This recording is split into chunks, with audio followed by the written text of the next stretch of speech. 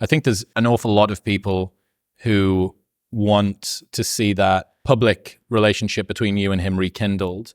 Well, it hasn't. I mean, to my eye, it has not been broken. I mean, I like Jordan. I mean, I think this is what I imagine, because I have not had any dialogue with him in a couple of years. But I mean, Jordan and I disagree fundamentally about religion, I think, and we've debated that, ad nauseum. I mean, we've probably got like 12 hours, on the mic in various venues debating that, and that was fun. And I'm always happy to talk to him. And I think while we disagree, I think he has really helped millions of people. I mean, I think there's no question. I know what it's like to be with him at an event and to hear from the people who are, hear from his fans and my fans side by side, sitting at a table for an hour after an event where we, had a debate in front of 8,000 people. And there's a slightly different flavor to the people whose lives we've changed, right? He's intersected with a different group of people at a different point in their lives than I have, for the most part. How would you categorize that difference? Well, I mean, to a significant degree, it's people moving in two opposite directions. I mean, like they're the people who were stuck with a religious worldview, I mean, literally in many cases, traumatized by a fear of hell that had been inculcated into them by their religious parents, but were enamored enough of Enlightenment values and secular rationality and science so as to have the spell break to some significant degree, and they needed some language to help kind of midwife their delivery into the clear light of reason, right? And they also needed. So, and this is where Richard and I have had different jobs. I mean, Richard is just critiquing religion and counterposing it with all that's wonderful about science, right? And so for him, the spiritual attitude that is on offer once you leave religion behind and close the church doors behind you is awe at the beauty of nature and just amazement at everything we are learning and may yet learn about the way the world works and the way the mind works. And I mean, we are, to use Newton's image, I mean, it's like we are children on a seashore playing with shells, and the vast ocean of ignorance and potential knowledge, it just awaits our inspection. For me, that's not good enough, right? What I mean by spirituality has in fact nothing to do with the amazement that you feel when you look up at the Milky Way, right? It's like that's great, but that's just not the real opportunity on offer, and that's not what's going to prepare us to die, and that's not what's going to really console you at 4 a.m. when you wake up feeling bad about your life and not sure how you can be happy in this world, right?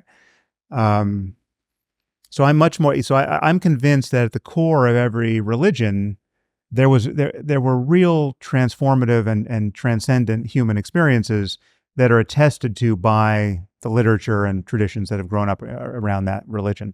So there really was, presumably there really was a person, in history by the name of Jesus who had this effect on the people around him and said, something like what he is purported to have said in the Bible. And I can understand all of that as an absolutely predictable result of certain ways of paying attention that are available to every human being now, then and now, which allow you to recognize that this ego you take yourself to be is an illusion, and it allows you to recognize that unconditional love is actually a possibility, right? Like it's possible to just feel shattered by your love for all sentient beings, and to bask in the profundity of that way of being. And that's on the menu. And whether you have to go into a cave and meditate for a month to find that, or you take MDMA, or there are ways to perturb your nervous system such that the testimony of someone like Jesus or Buddha is obviously not a fraud. It's obviously not a confession of psychopathology. It's obviously not a delusion about belief-based delusion about what happens after death or about invisible parts of the universe and populated by angels or deities. You don't have to believe in anything unempirical in order to experience that range of positive experience. You just have to learn to use your attention in the right ways. And if you can't do that, there are, psychedelics offer an imperfect method for glimpsing that. Yeah. I mean, it's definitely reliable. It's a reliable glimpse of something that is different enough, assuming you have a positive experience. I mean, you can have a different enough negative experience that will convince you of something else. But if you have a different enough, extraordinarily positive experience, you'll be convinced that, okay, whatever the possibilities of sustaining that may or may not be, it is just clear that this experience is possible because I just had it, right? I just had it for 4 hours. And I can no longer imagine that human consciousness is in principle confined to kind of the mediocre bandwidth I tend to experience when I'm just checking my email and then checking Twitter and then worrying about my future, right? I actually don't think I actually closed the loop on what I wanted to say about Jordan there, though. So Jordan and I differ in he wants to support a much more traditional picture of the utility and even necessity of religious thinking and religious identity and that way of giving meaning to one's life through traditional stories and stories which I think a literal belief in can't be justified based on what we have come to understand about science.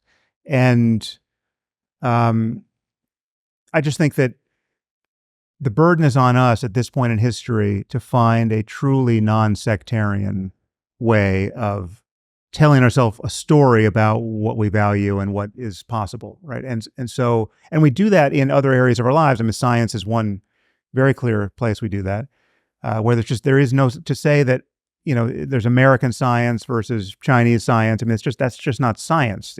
Science is at a layer more fundamental than those cultural differences. And so it has to be with something like ethics and spirituality. You can't talk in the end. You shouldn't be able to talk about Christian ethics or Christian spiritual insight. And Jordan's not convinced of that, or he's apparently not convinced of that. And so that's what we still disagree about. But I think the thing I wanted to say was that. So you seem to allude to some sort of breach between us, which I certainly don't feel and haven't experienced. I can only imagine, though, that in his world, given what was happening to me on Twitter when I left, he perceives me as somebody who has just gone off the rails in some way, right? Because he in his world, and this is what was so amazing to see. When I was looking at Twitter, if anyone doesn't know what I'm talking about, there was this whole Hunter Biden laptop situation where I commented on the Hunter Biden laptop thing on a podcast. A clip from that podcast got exported to apparently every planet in the solar system, and it had an enormous effect right of center, right? So right of center, I had just destroyed my career, right? I mean, literally, I'm hearing from people like, oh my God, are you okay? Right. And in my world and in every channel I care about, literally nothing had happened. Right. And so, Jordan lives in the world where I just kind of torched everything. So I can only imagine that he has some view of the truth is, I would expect him to be genuinely confused about what I believe about things like free speech or any of the relevant variables there. Unless he happens to listen to my podcast, which, I don't know whether or not he does. I think the potential breach that I was talking about was more just that there is a hunger for you and him to speak. I think that you've both been formative to a lot of people's intellectual journeys in one form or another. And I think people are hoping that there is yet more juice to squeeze from your conjoined lemons in however way that happens. Well, I'm always happy to talk to him. I think the thing that got into my head is someone sent me a clip from Joe Rogan's podcast where he and Joe were talking about me, and Jordan seemed to be talking about me as like a cautionary tale, like, look what can happen to somebody. And Joe said something like, oh, I still have hope for Sam. And they're, in my view, they are in this contrarian echo chamber, right? Where, mRNA vaccines are terrifying. COVID was no big deal. January 6th was maybe a non-event, right? The libtards are trying to ruin everything. And there's a whole picture of sort of audience capture and information skewing there, which I understand. I mean, that's sort of like if I look to my left, I can see all that. But if you're only there, there's just a lot of half-truths, kind of ricocheting around that echo chamber, which, I mean, I'm happy to talk to both those guys, but it's just they're not in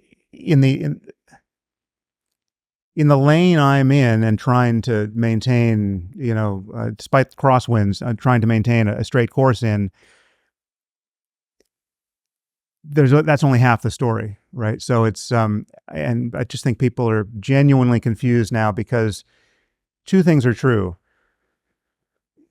We have lost trust in the normal channels of information and normal institutions post-COVID, during COVID and post-COVID,